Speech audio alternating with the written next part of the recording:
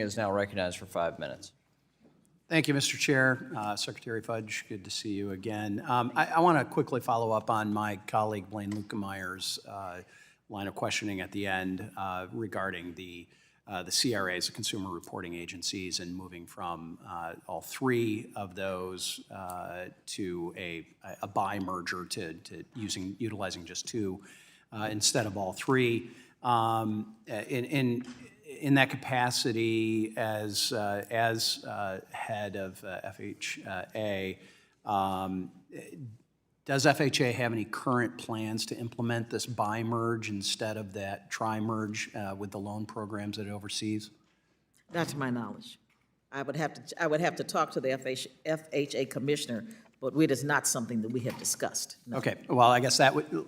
Formal request. Please talk to the commissioner, and if you could get back to us, and if we need to follow up in writing, we're happy to do that.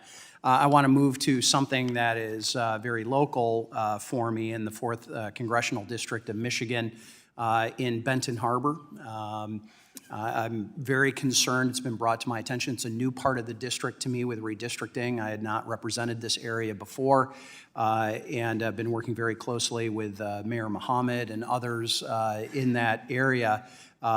It's been brought to my attention that conditions at a place called Harbor Towers in Benton Harbor has been very challenging, and my office has been working with the Detroit field office on this particular property, and I'm wondering if that has risen to your level of attention. I see you just got a note handed to you, so maybe so.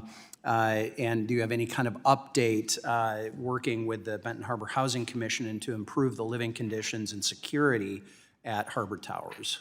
It has not been raised to my level, but I will find out and get you an answer within the next 24 hours as to the status, what we're doing and where we are. Okay, so we'll, if you could have our staff get a briefing and have your staff brief me as soon as possible on that matter, and especially, I guess, what I'm specifically requesting is sort of a plan of action to improve conditions for the residents of Harbor Towers. So, tell me again, the name of it is? Harbor Towers in Benton Harbor, Michigan.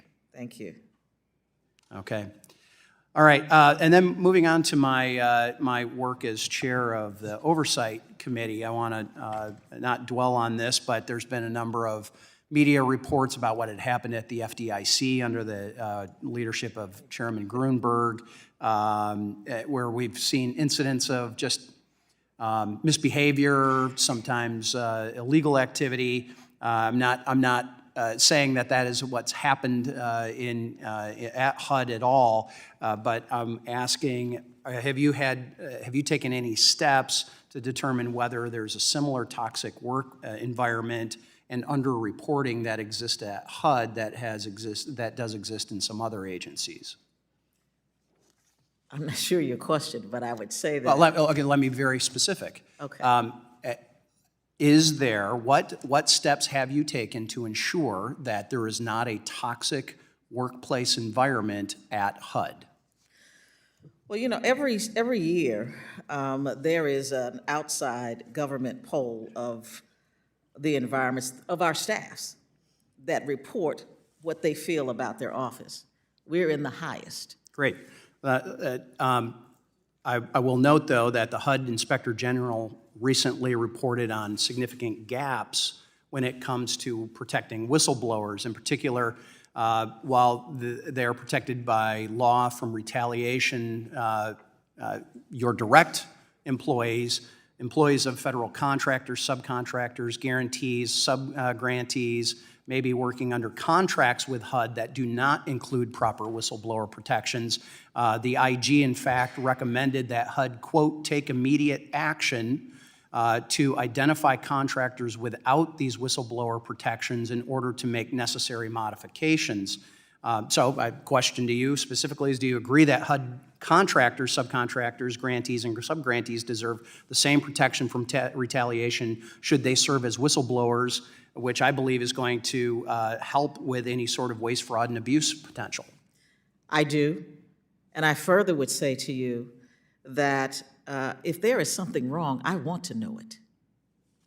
So I believe, as the IG points out, you can help that by modifying the rules, and I look forward to following up with you on that.